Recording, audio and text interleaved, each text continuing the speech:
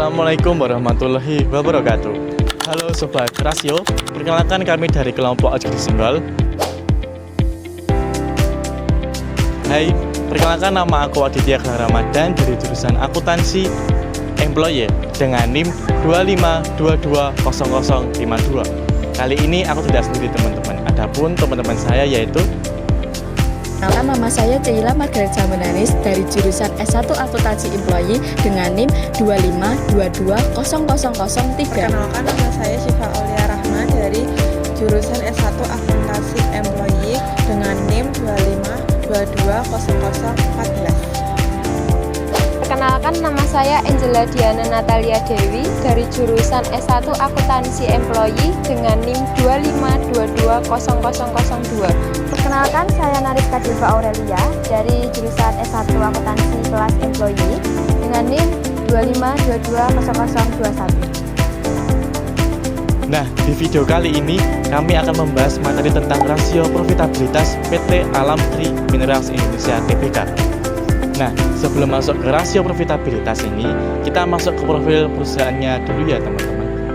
Di sini kita menggunakan sebuah perusahaan PT Alam Tri Minerals Indonesia Tbk dengan periode pelaporan tahun buku 2025 yaitu dari 1 Januari 2025 hingga 31 Desember 2025. Nah, jadi teman-teman, sebelumnya itu namanya PT Andaro Minerals Tbk yang berganti nama pada 2 Juni 2025 menjadi PT Alam Tri Minerals Indonesia Tbk dengan tiker saham ADMR. Nah, perusahaan ini bergerak di dua segmen utama, yaitu pertama ada pertambangan batu bara metalurgi di Kalimantan Tengah dan Kalimantan Timur. Lalu yang kedua ada pengelolaan mineral khususnya proyek smelter aluminium di Kalimantan Utara dan bagian dari program hilirisasi mineral pemerintah Indonesia.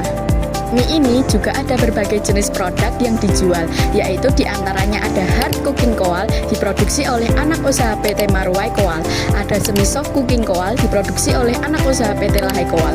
Nah, kedua produk ini dipasarkan dengan merek dagang Environment. Lalu yang terakhir ada aluminium ingot yang dikembangkan anak usaha PT Kalimantan Aluminium Industri, tetapi dalam pengujian pada akhir 2025. Adapun keunggulan kompetitif perusahaan AMI diantaranya yang pertama, kualitas batu bara lumpunut unggul yang memiliki kadar abu rendah, fosfor rendah, dan frinity tinggi membuatnya unggul karena pencampuran dibanding batu bara kokas dari negara lain. Yang kedua, keandalan pasokan dengan biaya transportasi yang murah, didukung oleh mitra logistik berjangka panjang yaitu PT Saptaindra Sejati dan PT Andaro Logistik. Yang ketiga, merupakan anak perusahaan Alam Tri Group sehingga memiliki akses kuat ke keahlian bisnis dan sumber pembiayaan.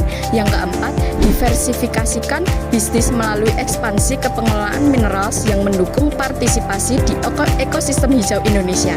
Kemudian yang terakhir, memiliki lokasi pertambangan strategis yang dekat dengan pasar utama Asia seperti Jepang, Cina, India, Korea Selatan, dan Indonesia.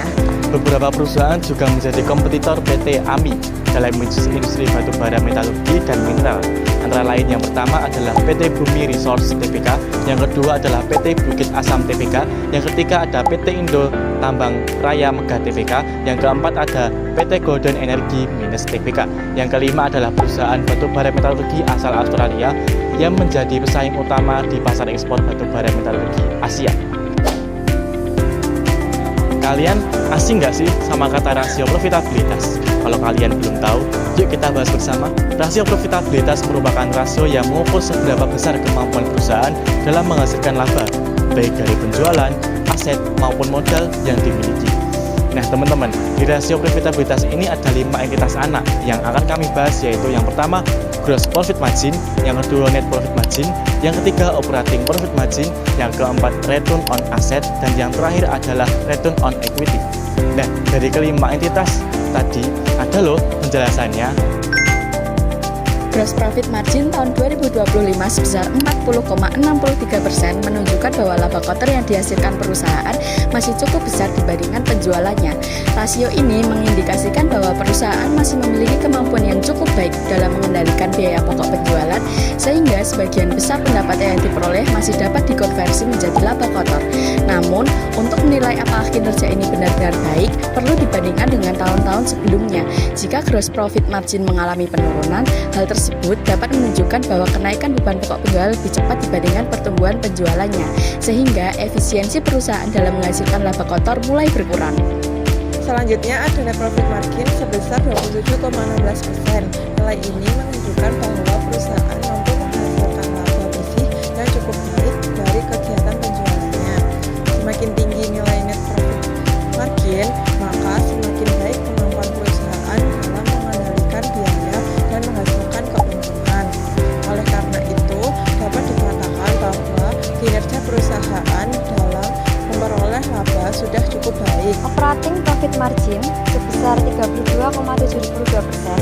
Hal ini menunjukkan bahwa perusahaan telah memperoleh laba dari hasil penjualan bersih, yang berarti aktivitas operasional perusahaan cukup efisien dan mampu mendapatkan keuntungan sebelum pajak dan bunga yang lain. Perusahaan mampu memperoleh laba bersih sebesar 9,14% dari seluruh aset yang dimilikinya. Hal ini berarti aset yang dimiliki seperti kas, piutang, persediaan maupun aset tetap telah digunakan untuk mendukung kegiatan operasional sehingga dapat menghasilkan keuntungan. Dengan kata lain, perusahaan tidak hanya memiliki aset, tetapi juga mampu memanfaatkannya secara produktif untuk menghasilkan laba. Nilai ini menunjukkan bahwa pengelolaan aset perusahaan sudah cukup baik karena aset yang dimiliki. Yang terakhir ada return on equity atau ROE sebesar 15,39%. Nilai ini menunjukkan bahwa perusahaan cukup efektif dalam memanfaatkan modal yang dimiliki untuk menghasilkan laba.